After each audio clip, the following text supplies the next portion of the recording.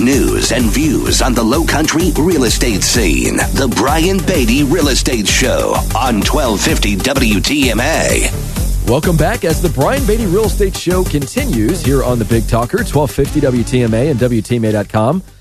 Always such a pleasure to be on the show. You know, we were just talking about the national real estate market and what's happening right now. We went back about a year and a half ago and talked about some of the differences between then and now and what likely is going to happen moving forward. You know, we're starting to see affordability, of course, becoming an issue. And as buyers decide not to enter the market or are pushed out of the market because they can't afford to, or because people look at it and they say, you know what, I would move, but I just don't feel like paying that price for that house. So I'm not going to list my house for sale to move to that area. I'm just going to do some renovations to my own house and stay put, which again fuels the inventory issues that we have, and it just goes on down the line. Everything is intertwined. But the point is, the shift is occurring. We're seeing it in different areas of Charleston. Some areas are drastically different from other areas. You know, I was listening to a real estate agent talk about this story where it's kind of a convoluted way of telling the story, but he was at brunch with his wife.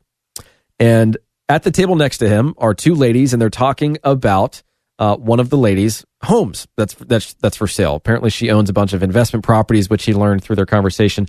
And so this property is on the market, and one friend is complaining to the other. She says, you know, this house has been on the market for 6 weeks. We've had 20 showings, no offers. It's just ridiculous.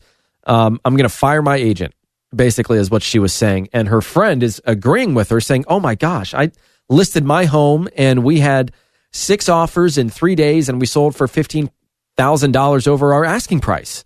You know, what's he doing? What in the world's going on? And it's a reminder that not every market is created equally. Not every agent is we're created equally, I suppose, but our abilities are vastly different from one another. You know, my experiences are going to be a lot different from the new agent that enters the market. My ability to create exposure and consult my client is going to be incredibly different from a new agent just entering the market.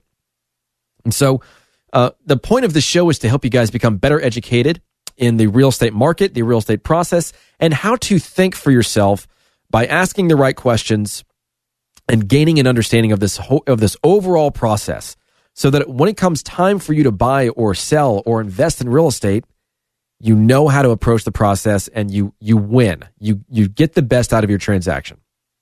So with everything that's happening in our market right now, there is, you know, at least one benefit that I can, you know, talk to for a little bit, and that is the fact that as interest rates continue to increase, it makes it less enticing for investors. It makes for less enticing cash flow for them. That means that first-time home buyers who can actually find a house they can afford are now more likely to have an offer accepted, whereas, you know, they may have been run off by an investor that was going to pay cash sometime over the past 5 years or so. So, you know, even all cash investors, by the way, refinance shortly after buying the property because they want to pull that cash out and put it back to work to buy additional properties. Of course, not all investors are that way. I'm not that way. I don't leverage investments. I buy them if I can afford them, and I don't leverage one investment over the other. That's just the way that I do it. I'm not saying it's the right way to do it. It's a gets rich slow process, but I see real estate investment as a wealth building tool, as a retirement tool. And I have a bunch of other ways of generating immediate income in real estate through rentals and hard money lending and selling real estate and all kinds of fun stuff. But if you're thinking of investing in real estate, I'm here to tell you that you're going to get a little bit less, competition from investors, mostly because it's going to be unattractive, quite frankly, to invest. The returns I'm seeing right now do not get me excited, which is why I switched to hard money lending. I'll let other investors go out and get mediocre returns, and I'll make a very nice return by lending them the money. And by the way, I can teach you guys to do all this stuff. If you want more information on that, call or text me. I'm here to be a resource for you. The number is 843-345-1273. 345-1273, or go to listingsincharleston.com. But let me talk about the local real estate market, because there are some fascinating fascinating things happening here that I think you need to be aware of. And so I'm just going to rifle off some stats really quickly. I know some of you are like, ugh, stats. And other people are like, oh yeah, time for stats. I love stats. I'm a stats guy. I like stats. I just like them. I like knowing what's going on in the market. I like analyzing trends. Does that make me weird? I don't know. Maybe. Does that make me knowledgeable? Yeah, you bet. I know how to help my clients because I know the market.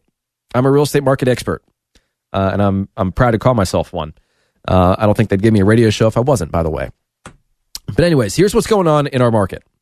And this is for the Tri-County area. If you look at new listings, new properties that have come on the market, we've seen an increase of 1.3%. Pending sales are up 2%. Closing sales, there's basically been no change. It's 0.2% of an increase. Days on market, year to date this year is at 52. Last year is at 56, so a little change there. The median sales price is up 6.5%. You're going to get 96.7% of your asking price on average market wide. Again, all of these things are just averages, or in some cases medians. But don't read too heavily into this. This is just giving you an overall idea of what's going on our market. But here are some of the big ones here. Housing Affordability Index. It is down 6.2%. Inventory is down about 9%, and months supply of inventory is at 3.5 months, which is down from 4 months this time last year. And so let me find my one little sheet here, because this was the one that I really wanted to focus on for just a second. And here we go, Housing Affordability Index. So the Housing Affordability Index, it measures housing affordability for the region. As an example, an index of 120 means that the median household income is 120% of what is necessary to qualify for the median priced home in that area under prevailing interest rates. Okay? So right now, September of last year, we were at 110. It's been hovering between 108 and 115-ish this year. In October of last year, by the way, it was at 128. And it's consistently going down. In fact, if you look at the affordability index, as of right now, homes are about as affordable as they were in middle to late of 2006 through the first quarter or so of, well, really the fourth quarter of 2007. So affordability is back to the level they were a decade ago. And if you look at inventory, we have now less inventory than we did in the beginning of 2006. And for those of you that have lived in Charleston for a while, I was licensed back then. There was an extreme shortage of homes for sale. And that was one of the reasons why prices started shooting through the roof. Of course, it was much easier to get a mortgage, and there were all kinds of reasons why I'm not going to get into that this morning. A whole bunch of reasons why prices shot through the roof, and speculation was running rampant. And, your local bartender also had 10 investment properties, and, blah, blah, blah, blah, blah. But inventory is now down to where it was in the beginning of 2006. In fact, it's actually just a hair lower. And the month supply of inventory is down to where it was summer of 2005.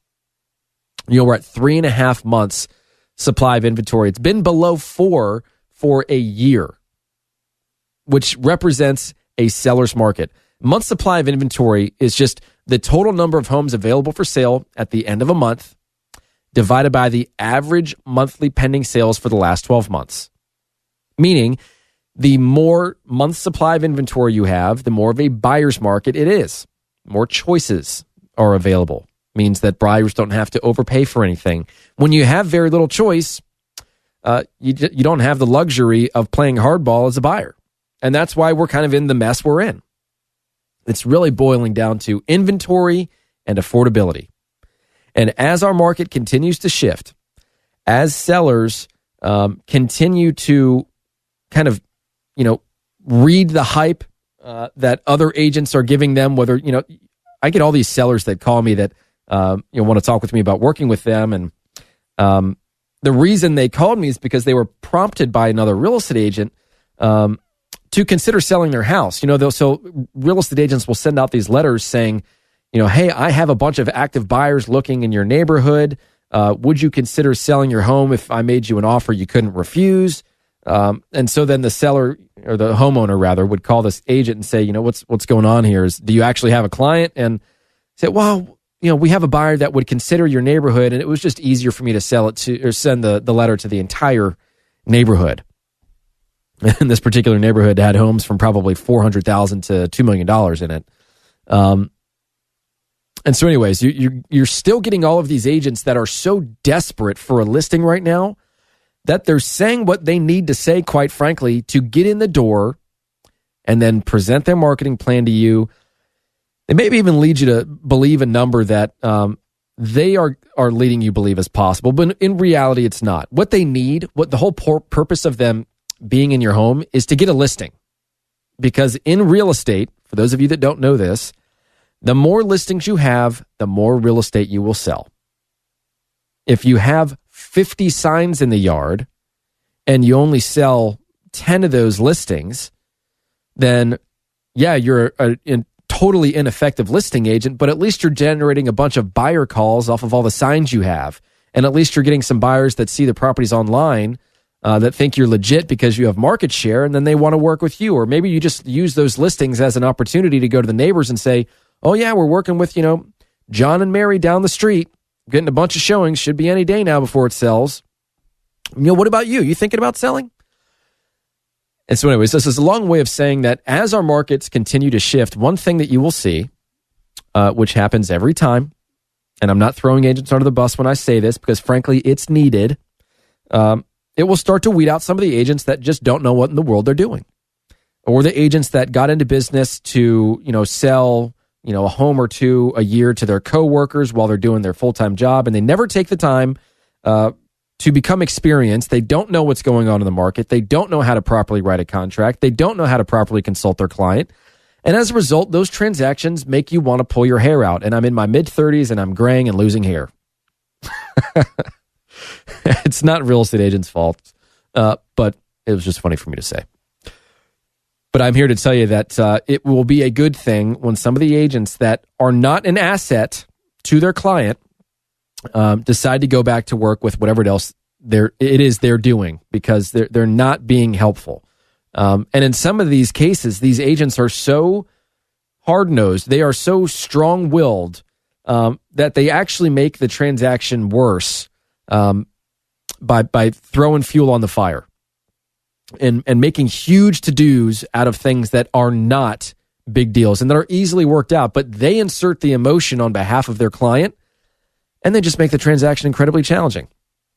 And it just makes it kind of a living hell for everybody.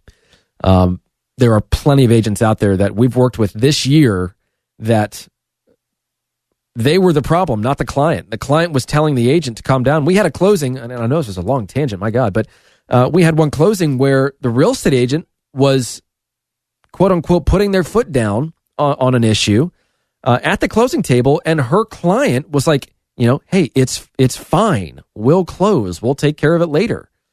To the point where and I'm not kidding you, she stormed out of the closing attorney's office because she was right. Her client was wrong in her opinion. It's just a totally different way of looking at things, or wrong way of looking at things rather. But the point is that as this market continues to shift, and as people have their homes on the market and they sit and they sit and they sit and they do price reductions and it's not working, which will start happening, those agents that just can't sell will be gone. And then the ones that know how to sell will be left. I'll be one of them. And so that's what I want to talk about next, is what happens with overpriced listings. How do you avoid it?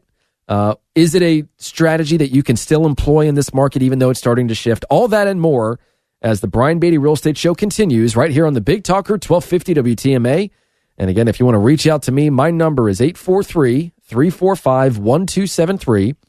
Again, that's 843-345-1273. Or go to listingsincharleston.com. That's listingsincharleston.com. Stick around. We'll be right back. Stay tuned for more of the Brian Beatty Real Estate Show on 1250 WTMA and WTMA.com.